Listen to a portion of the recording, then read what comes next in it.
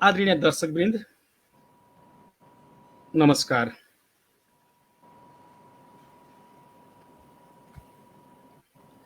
आज फेरि अन्तर्दृष्टिको एउटा नयाँ श्रृङ्खला लिएर तपाईहरु समक्ष उपस्थित भएको छु। एउटा धेरै ज्ञान भएको व्यक्तित्व जोसँग कला छ, खेलकुदको, सामाजिक सेवा गर्ने आँट छ, जमर्को छ र धेरै मानिसहरूले उहाँप्रति आश पनि गरेको छन्। एउटा युवा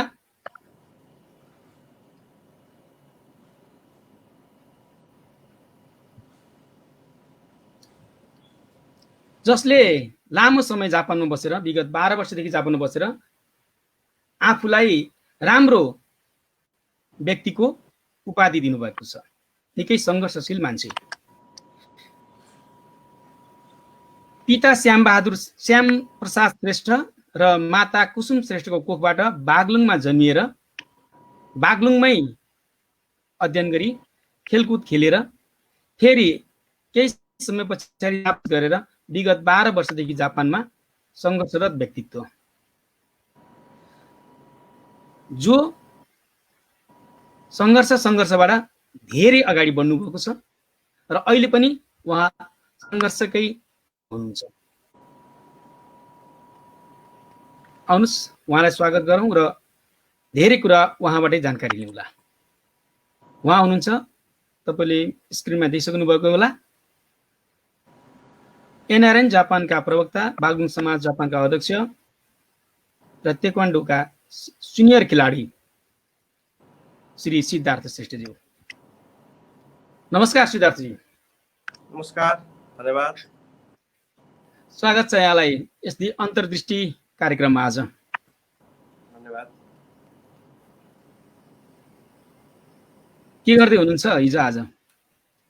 अब हिजो आज अहिले पछिल्लो समयमा विश्वव्यापी रूपमा कोरोना भाइरसको एकदमै संक्रमण छ र यसले गर्दाखेरि सामान्य जीवन सबैलाई असर पारेको अवस्था छ र यसैको भुमरीमा पनि म पनि परेको छु।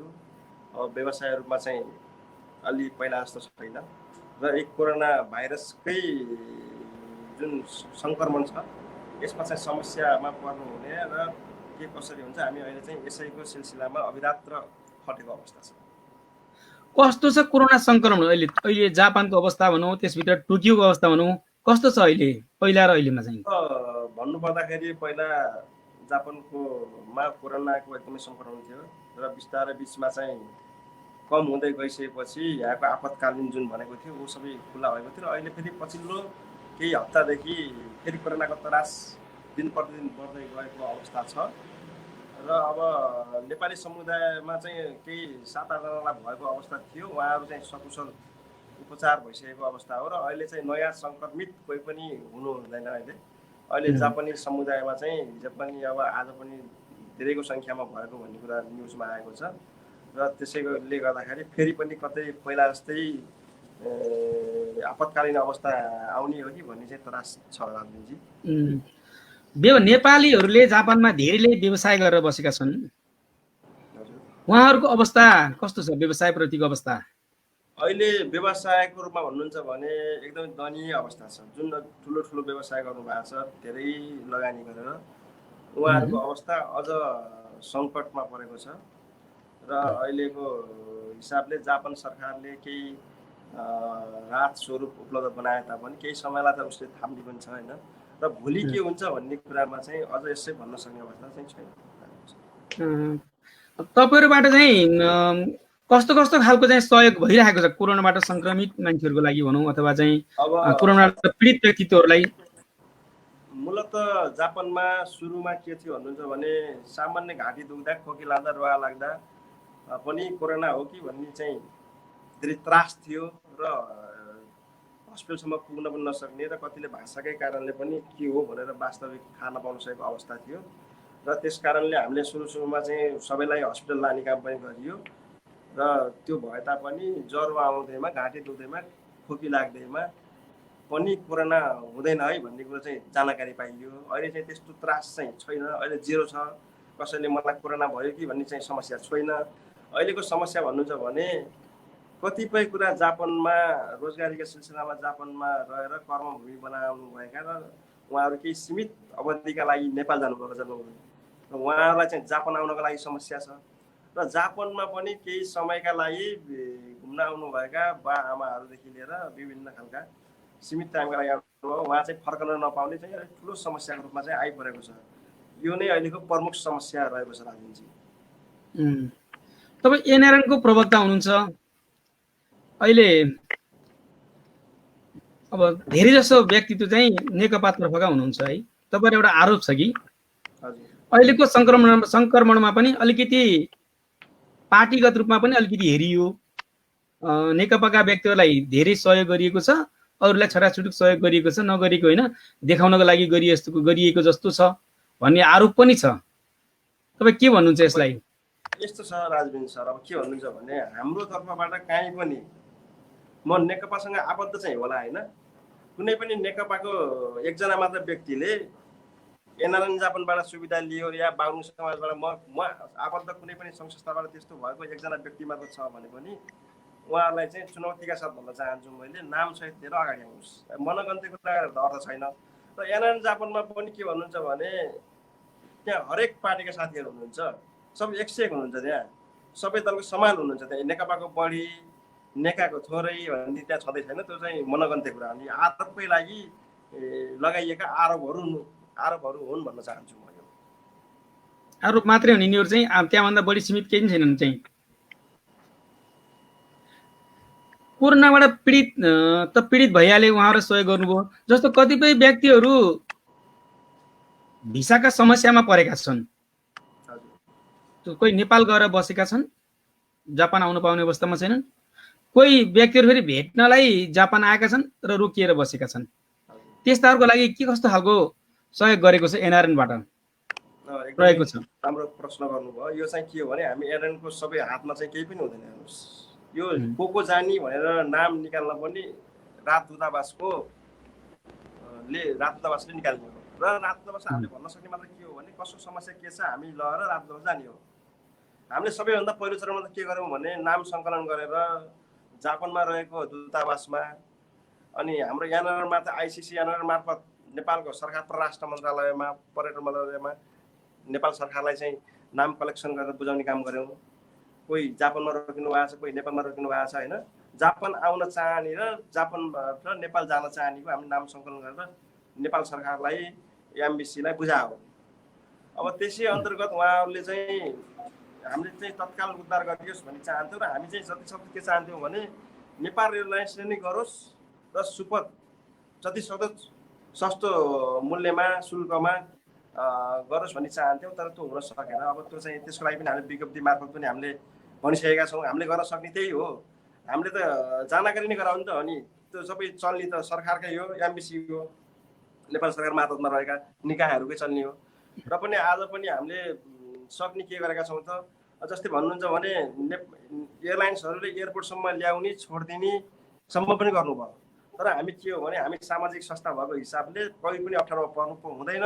र जापानको एयरपोर्टमा आइसकेको मान्छे आफ्ना प्राइभेट गाडी नभएका कारण फेरि नेपालै फर्कन पर्ने वातावरण नबनोस् भनेर नितान्त भोलिन्टियर उद्देश्यले, सहयोगी हिसाबले हामी एयरपोर्ट पनि पुगेकै हो।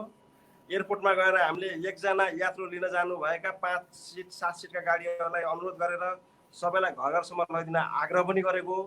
र हामी अझ भन्नुहुन्छ भने फुकुओका, अब नागोया, हाम्रो जति पनि जापानका एयरलाइनको क्षेत्रीय समितिहरू छन् उहाँहरूले बरु यहीँबाट बस पठाउनु भयो, गाडीको सुविधा गर्नुभयो।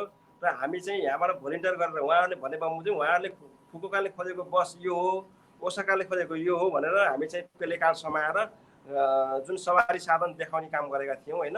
त्यसमा पनि विभिन्न खालका आरोप आए। अब एयरलाइनसँग मिलेमत गर्यो, आर्थिक चलखेल भयो भन्ने कुरा, तर एकदमै मनगन्ती कुरा हो, विरोधीहरूले गर्ने कुरा हो। अझ तपाईँलाई म एउटा घटना यतिसम्म सुनाउन चाहन्छु। सेन्दाई जाने एकजना बहिनीले, उसलाई सेन्दाई नगए छैन, उसको प्राइभेट गाडी छैन। केही नेपाली दाजुभाइ, अब उहाँहरूलाई कुनले भनौँ, उहाँहरू चाहिँ यातायात सुविधा चाहिँ गर्नुभएको थियो भाडा शुल्क लिएर होइन। उहाँले चाहिँ 5 मान लेसी सेन्दै रानी भन्नुभयो। मैले भने 5 मान अलि महँगो भयो, 3 मानमा लानुहोस् न भनेको, उहाँले मान्नु भएन र पछि त्यो बहिनी चाहिँ बाध्य भएर पैसा नहुँदा पनि 5 मान मैले जान तयार हुनुभयो। म बाहिर घुम्दै गर्दा अर्को गाडी पाएँ देखेँ मैले, उसले चाहिँ 3 मानमा लाने भन्ने सुने। त्यसपछि मैले त्यो गाडीबाट त्यो बहिनीलाई झारेर 3 मानको गाडीमा पठाइदिएँ। पछि त्यो जुन 5 मानवाला गाडीवालाले के भन्नुभयो भने यहाँले व्यवसाय गर्नुभयो भन्नुभयो उहाँले। र केही उहाँका साथीहरूले त विश्वास गरेन, तर उहाँलाई इगो के छ त, आफूले 2 मान बढी लिन नपाएको, 2 मान आउने एनएनको प्रतिनिधिले गर्दाखेरि 3 मान नपठाइदियो भन्ने उहाँको चाहिँ व्यक्तिगत रिस छ।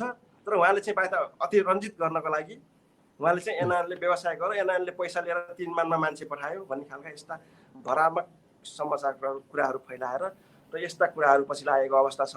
र वास्तविक भन्नु मैले के भन्न चाहन्छु भने कसैलाई पनि, म मात्र होइन, हाम्रो सिङ्गो कार्य समितिले एनएन जापानका कुनै पनि प्रतिनिधिबाट कोही पनि ठगिनु भएको छ र कसैलाई पनि समस्यामा पार्ने काम भएको छ भने आउनुहोस्, तुरुन्त हामीलाई भन्नुहोस्, रिपोर्ट गर्नुहोस्, खबर गर्नुहोस्। हामी तपाईँलाई न्याय उचित तपाईँलाई के गर्दा न्याय हुन्छ त्यो गर्छौँ र गलत गर्नेलाई हामी तुरुन्तै बसेर हामी कारवाही पनि गर्छौँ। यो भन्न चाहिँ तपाईँकै मिडिया मार्फत सम्पूर्ण जापानमा रहनुभएका नेपाली जापानवासी नेपालीहरूलाई म यही मिडिया मार्फत मनगन्ते कुरा होइन, तपाईँ प्रमाणसहित आउनुहोस्, हामी जस्तो सुकै कारवाही गर्न हामी तयार छौँ भन्न चाहन्छु। सायद यस्तै कुराले हो कि नेकपाका लागि बढी राम्रो गर्छन्, हामीलाई कम गर्छन् भन्ने कुरा भएको चाहिँ उहाँहरूलाई के भन्न चाहनुहुन्छ? होइन, उहाँहरूलाई पनि मैले बगैँदा भन्छु, उहाँहरू आउनुहोस्, कुन नेकपालाई कति काम गर्यो, कुन जनसम्पर्कलाई कति काम गर्यो भन्ने कुरा पनि हामी प्रष्ट देखाउँछौँ। हामीले कामकै हिसाबमा भन्ने भने त जनसम्पर्क नेकपाको त लेखाजोखा राखेका छैनौँ अहिलेसम्म।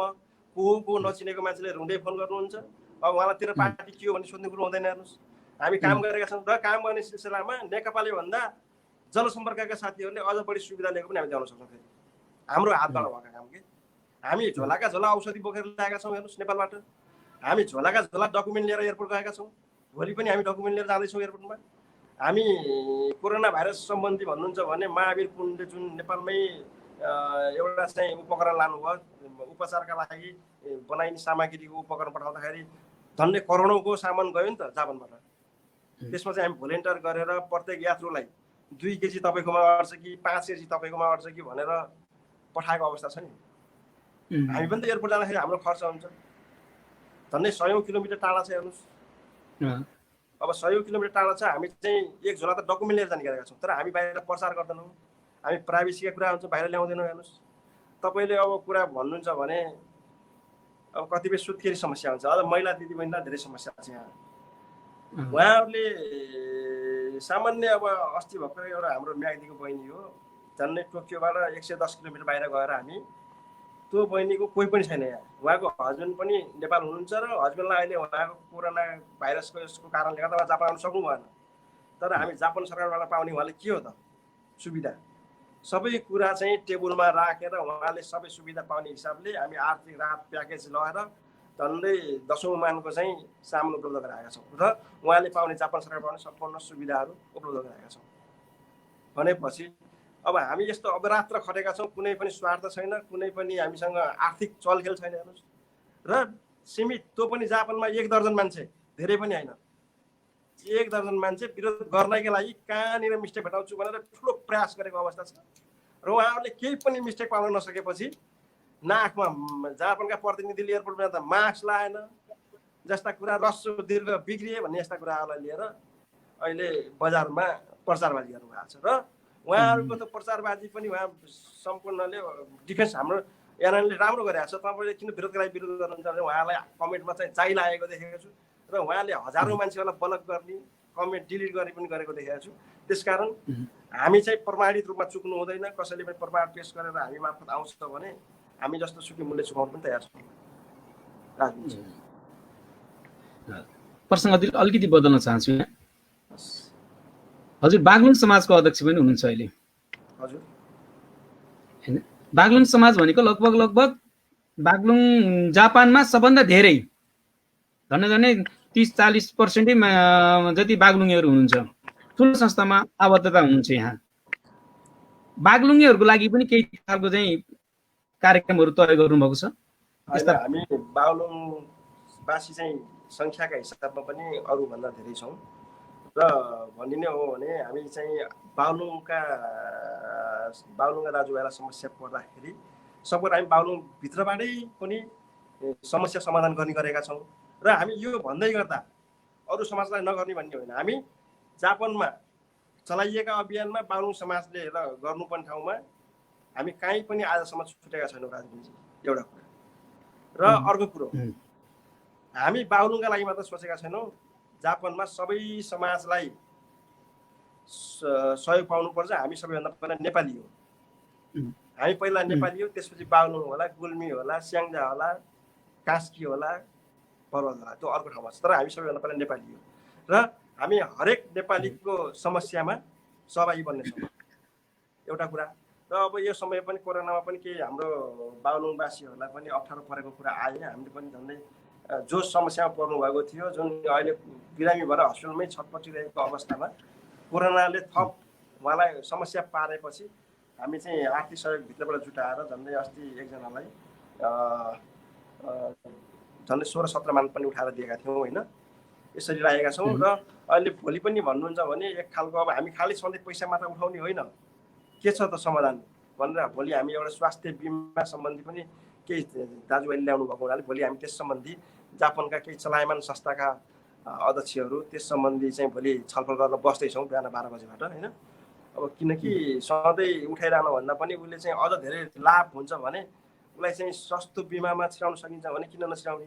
त्यो पनि बिमा पनि के हो भने बिमा सम्बन्ध हामी बिमाका व्यक्तिहरूसँग बुझ्छौँ। फेरि यो व्यवसाय रूपमा गरे हो कि यो साँच्चै त्यहाँ बन्दाखेरि लाभ हुन्छ के छ भन्ने विषयमा बुझ्नका लागि मात्र भोलि हामी छलफलमा बस्दैछौँ। तपाईँको कार्यकाल सिद्धिएको लगभग 5 महिना जति 6 महिना जति भयो। 5 महिना अधिवेशनको लागि के सोच छ? अधिवेशन गर्नुहुन्छ? अधिवेशनको मिति पनि एकदम तोकेका थियौँ। हामीले ठुलो अधिवेशन गर्ने तयारी थियो। हामीले ठुलै हल पनि बुकिङ गरेका थियौँ। जहाँसम्म लाग्छ जिल्ला समाजका अधिवेशन हुँदाखेरि परासो रेस्टुरेन्टमै सानसानो हल हुन्छ, तर हामी चाहिँ अहिले मेगुरो कम्युनिटी सेन्टरको ठुलो हल पनि हामीले बुकिङ गरिसकेर पैसा पनि तिरिसकेको अवस्था थियो राजनजी। र के हो भने यो महामारीको हाम्रो फेरि कार्य समितिको बैठकले नै मैले भन्दा पनि हाम्रो अन्य साथीहरूले यो महामारीमा हामी चाहिँ यस्तो काममा जुट्नु हुँदैन, बरु कार्यकाल तपाईँको लम्बिन्छ भने लम्बियोस्, हामी चाहिँ धैर्य गरौँ भनेर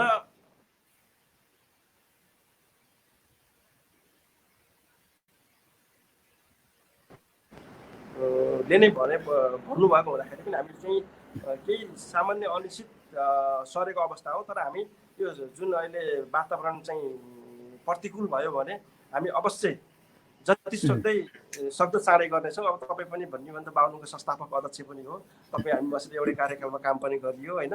जस्तो हाम्रो सुरुवाती थियो र तपाईँले देखाएको बाटोमा आज बागलुङ समाज हिँडिरहेको छ र भोलि पनि हिँड्नुपर्छ भन्ने मलाई लाग्छ। समाजका अब चाहिँ समाजको तर्फबाट चाहिँ बागलुङ समाजको तर्फबाट बागलुङको लागि हामीले बागलुङ समाज निर्माण गर्दै गर्दा बागलुङ समाजले बागलुङका यहाँ नभएर बागलुङ जापानमा बस्ने बागलुङहरू मात्रै नभएर बागलुङमा पनि बागलुङ जिल्लामा पनि केही सामाजिक कामहरू गर्नुपर्छ भन्ने सोच्थ्यो। के गर्नुभयो र गर्दै हुनुहुन्छ बागलुङको लागि? नितान्त बागलुङको लागि मात्रै कुरा गर्दाखेरि एकदमै राम्रो प्रश्न गर्नुभयो। यो चाहिँ मैले भन्न पनि सायद भुलेको थिएँ होला। अहिले कोरोनाकै सिलसिलामा हामी विश्वभरि छरिएर बसेका बागलुङेहरूले केही गर्नुपर्छ है। बागलुङमा चाहिँ बागलुङका चाहिँ धेरै प्रवासमा हुनुहुन्छ, उहाँ बागलुङमा भित्रिने सम्भावना बढी छ भन्दै गर्दा बागलुङमै सबैभन्दा पहिला केही कोरोनाको त्रास पनि देखियो। र त्यसकारण तत्काल हामी विश्वव्यापी रूपमा जुटेर 10,31,000 को चाहिँ उपचार सामग्री तत्काल हस्तान्तरण गरेर पिपीदेखि लिएर त्यहाँ सबै चाहिने सामग्री हामी त्यहाँ समन्वय गरेर उपलब्ध गराएका थियौँ। र त्यो मात्र नभइकन बागलुङमा हुने हरेक गतिविधिमा हामी कहिले पनि छुट्ने छैनौँ र छुटेका पनि छैनौँ जस्तो लाग्छ। आवश्यक परे हामी हरदम जति बेला पनि हामी बागलुङको लागि गर्न तयार छौँ। वास्तवमा समाज सेवा गर्दै गर्दा तपाईँले अगाडि नै भन्नुभयो कतिजना 10-12 जना 1 दर्जन जति मान्छेले विरोध गर्नु छन् अनि हामीले एनआरएन तर्फ कुरा गर्दै गर्दा पनि हामीलाई त्यो कुरा भन्नुभएको थियो र अहिले पनि त्यो कुरा आउँछ, विरोधका कुराहरू हुन्छन्। वास्तवमा समाज सेवा भनेको के हो? समाज सेवा भनेको त समाजमा पर्ने सामाजिक समस्याहरूलाई समाधान गर्ने हो। त्यहाँ कुनै पनि आर्थिक चेलाको चाहिँ आर्थिक कमाउनेदेखि लिएर कुनै पनि कमाउने उद्देश्य त्यहाँ राख्नु हुँदैन। मेन कुरा त होइन, हामी नितान्त भोलिन्टियर हिसाबले सहयोगी भावनाले समाजमा उसलाई परेको समस्यालाई समाधान गर्नका लागि गरिने कार्यहरू नै सामाजिक कार्य हो भन्ने मलाई लाग्छ। यसरी बागलुङको लागि काम गरिरहनु भएको छ विगतदेखि अहिलेसम्म, विगत 4 वर्षदेखि होइन 5 वर्षदेखि होला, 5 वर्ष के अब आउँदाका दिनमा तपाईँकै अध्यक्षता रहँदै गर्दा अथवा नयाँ अध्यक्ष आउँदै गर्दा पनि बागलुङका समस्त बागलुङवासीहरू, जापानमा रहने बागलुङे जनसमुदायहरूलाई बागलुङ समाजले समेट्न सक्ला त, के भन्नुहुन्छ तपाईँ? हामी नितान्त तयारीमा छौँ, सबै समेटिनुपर्छ। हामी बागलुङे हो भने बागलुङ समाज खोज्दै पनि जानुपर्छ भन्ने लाग्छ मलाई। किनकि बागलुङ समाजले हामी 1 दर्जन मान्छेले कहाँ बागलुङ छ भन्दा पनि हामी चाहिँ बागलुङ समाज एउटा चाहिँ तयारी खडा गरेर राखेका छौँ।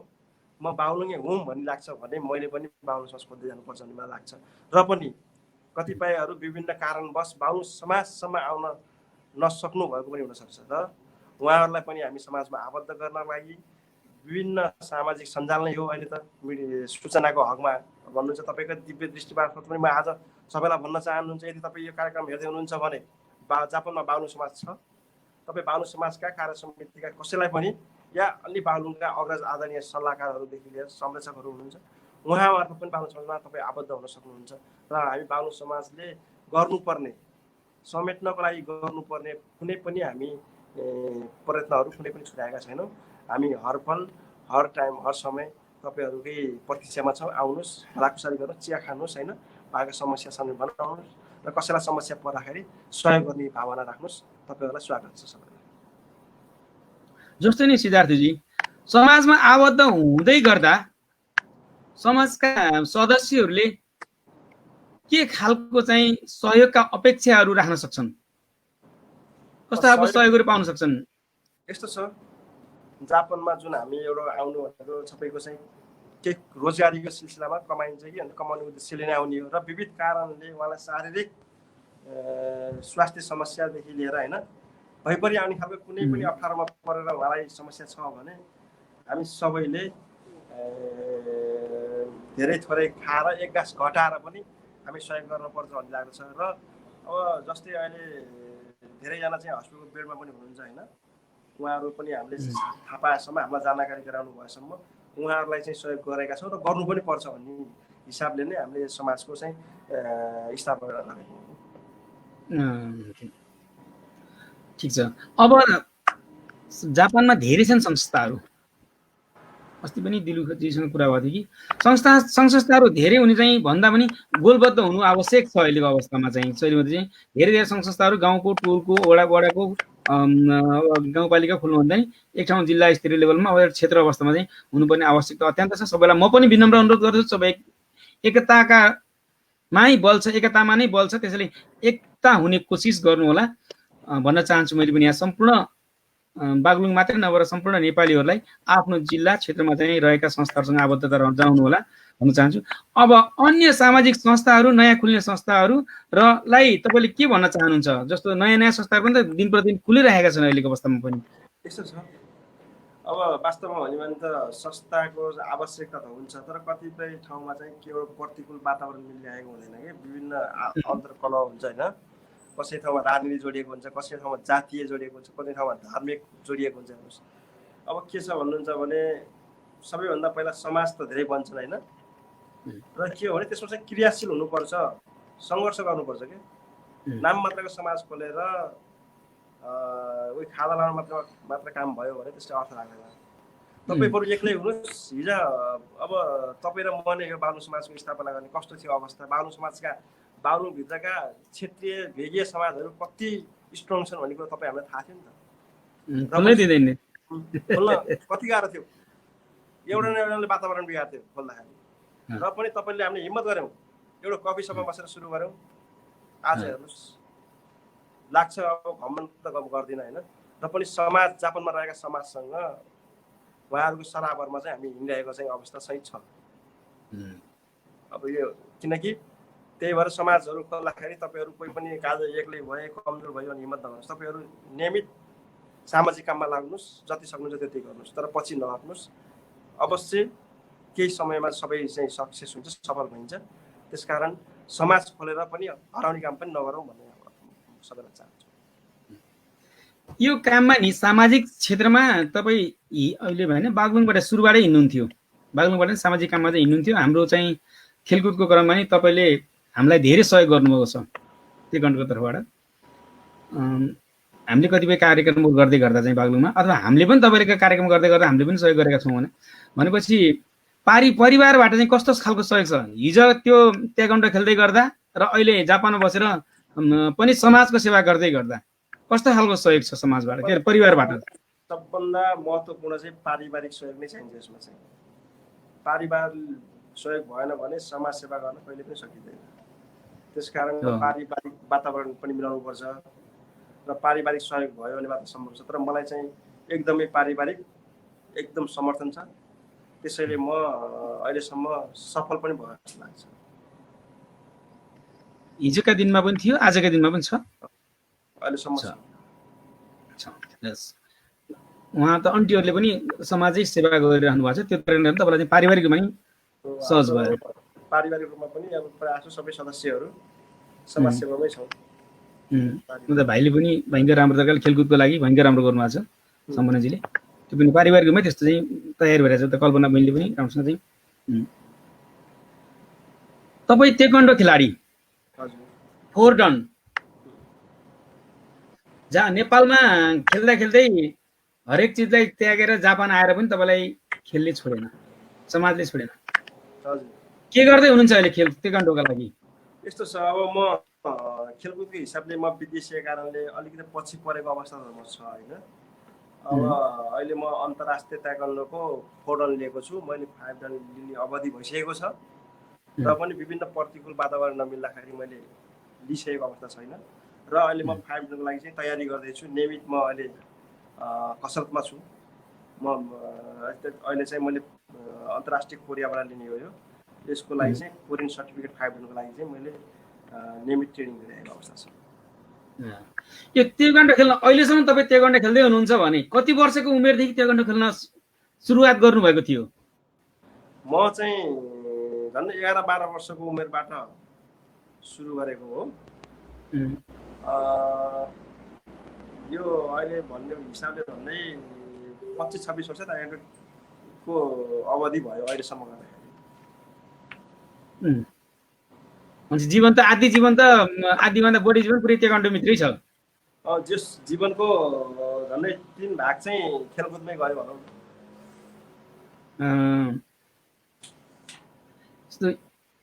यो खेल तेक्वान्डो खेलको बारेमा अलिकति भनिदिनु नि तपाईँले, कहाँबाट सुरु भयो र यसको खास अर्थ के होला? हाम्रा सम्पूर्ण दर्शकहरूले पनि जान्न सक्ने कुराबाट चाहिँ सक्नु होला। यो परम्परा कालमा कोरियाबाट सुरु गरिएको हो तेक्वान्डो खेल होइन। यो चाहिँ पहिला युद्ध हुँदाखेरि हात हतियारहरू त्यति मात्रामा नहुने र यो प्रत्यक्ष मार्सल आर्टबाटै लडिने गरिन्थ्यो प्रतिकार। जापानमा कराते भनौँ, चाइनामा पनि अब कम्फू सम्बु छ, कोरियामा चाहिँ तेक्वान्डो होइन। यसै गरी विभिन्न थियो र पछि यसलाई चाहिँ 1955 तिर तेक्वान्डो नामकरण गरेर यसलाई चाहिँ व्यवस्थित रूपमा चाहिँ यसलाई चाहिँ अब मेन त यो आत्मरक्षाकै लागि सुरु गरिएको हो। पछि यसलाई आत्मरक्षा मात्र नभइकन यो स्पोर्ट खेलकुदको माध्यमबाट चाहिँ एक अर्काको देशसँग पनि भिड्नको लागि पछि नामकरण गरेर यसलाई तेक्वान्डो बनाइयो। यो हात र खुट्टाको एउटा कला हो, हात र खुट्टाको कलाबाट खेलिने खेल हो। र अहिले भनिदिनु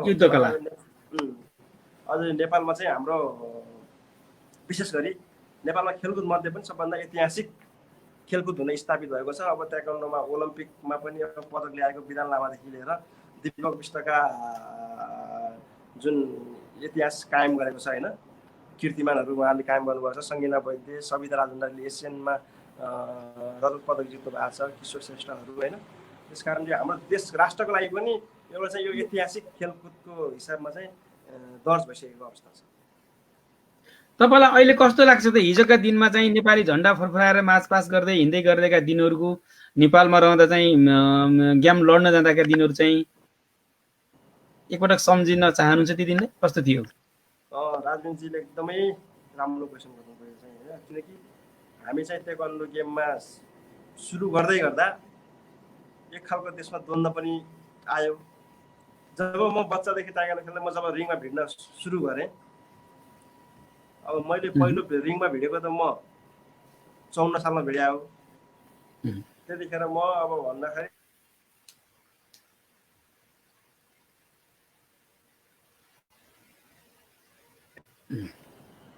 पहिलो मैले त्यसले पाएको थिएँ। त्यसकारण म क्षेत्रीयमा पनि आएँ होइन। अब त्यो द्वन्द्वसँगै खेलकुद जीवन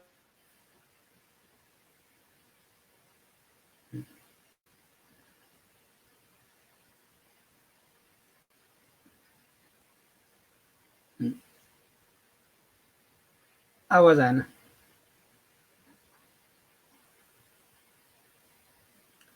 आवाज आएन। तपाईँको म्युट हो कि आवाज आएन।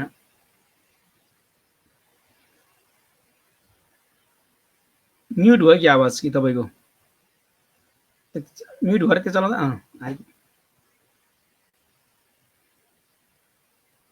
तपाईँको फोन आयो र डिस्टर्ब भयो जस्तै गर्छ अन्त आवाज बोल्नुहोस् त फेरि। कनेक्ट किन छुट्यो?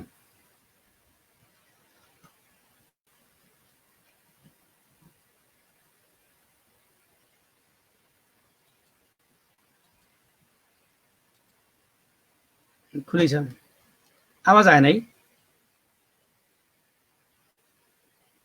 तपाईँको आवाज आएन। हामी अन्तिमतिर थियौँ। आयो आयो। अहिले आछ? अहिले आयो। कता म्युट भयो कि कता के हो कि म्युट पनि भएको थिएन हेर्दै। सम्पूर्ण दर्शकहरूसँग क्षमा चाहन्छु। अलिकति प्राविधिक कारणले चाहिँ केही समयको लागि आवाज आएन। त्यसको लागि हामी कार्यक्रमको अन्तिमतिर छौँ सिद्धार्थजी। मैले खेलकुदलाई मैले पनि विशेष माया गर्ने कारणले तपाईँलाई थाहा छ होइन,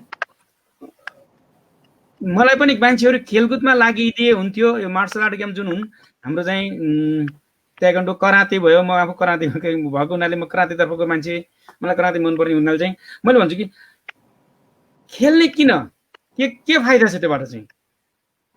हामीले नयाँ बच्चाहरूलाई, नयाँ खेलाडीहरूलाई जन्माएर उनीहरूले के पाउँछन् त, के हुन्छ त खेलबाट चाहिँ? त्यसका फाइदाहरू भनिदिनु न सिद्धार्थजी अलिकति। यो सबैभन्दा पहिला त यसको सबभन्दा पहिलो फाइदा भनेको अनुशासन हेर्नुहोस्। व्यक्तिगत जीवनमा अनुशासनको चाहिँ बहुत राम्रो फाइदा गर्छ। अनि जुन दुर्व्यसनीहरू हुन्छ नि, अब जाँड खाने, रक्सी खाने, गाँजा, भाङ, धतुरो दुर्व्यसनीहरूबाट पनि यसले बचाउँछ। आज हामी खेलकुद जीवनमा लागेकै भएको हुनाले दुर्व्यसनीबाट हामी टाढा छौँ। हाम्रा सबै साथीहरू उहाँहरू चाहिँ एक खालको लागु औषधहरू चाहिँ प्रयोग गर्दै गर्दा हामी चाहिँ गर्दैनौँ नि होइन। किनकि यसको मेन भनेको खेलकुदै हो। स्पोर्टमा नलागेको भए हामी पनि हाम्रो साथीहरू जस्तै हुन्थ्यो होला जस्तो लाग्छ है, एउटा कुरा। र अर्को कुरो, शारीरिक हिसाबमा चाहिँ आफूलाई स्वस्थ राख्न फिजिकल फिटनेस त एकदमै महत्त्वपूर्ण हुन्छ। र आफूलाई स्वस्थ राख्नको लागि पनि खेलकुद एकदमै अनिवार्य छ। स्वास्थ्यको लागि खेलकुद पनि अनिवार्य छ। र अझ भन्दै गर्दाखेरि यो प्रतिष्ठाको लागि, राष्ट्रको छविका लागि र राष्ट्रिय झन्डा फहराउनका लागि यसले ठुलो महत्त्वपूर्ण योगदान गर्न पुऱ्याउँछ। खेलकुदकै माध्यमबाट आज भन्नुहुन्छ भने मेसीले अर्जेन्टिनालाई कहाँ पुर्याएका छन् होइन।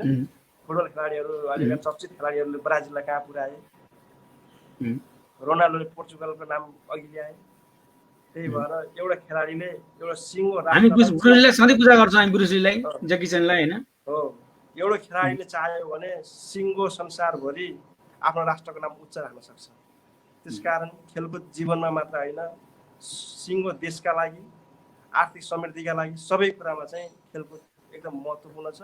र केही गर्न नसके पनि सामान्य आफ्नो स्वास्थ्यका लागि र अनुशासनका लागि पनि एकदम महत्त्व छ। र आत्मबलका लागि पनि यो एकदम महत्त्व छ। आत्मरक्षाका लागि पनि, आत्मरक्षाका लागि, आत्मबलका लागि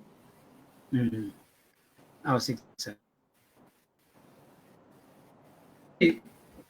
यो व्यस्तताको जापान जस्तो ठाउँमा समय मागे मैले, समय दिनुभयो तपाईँले होइन।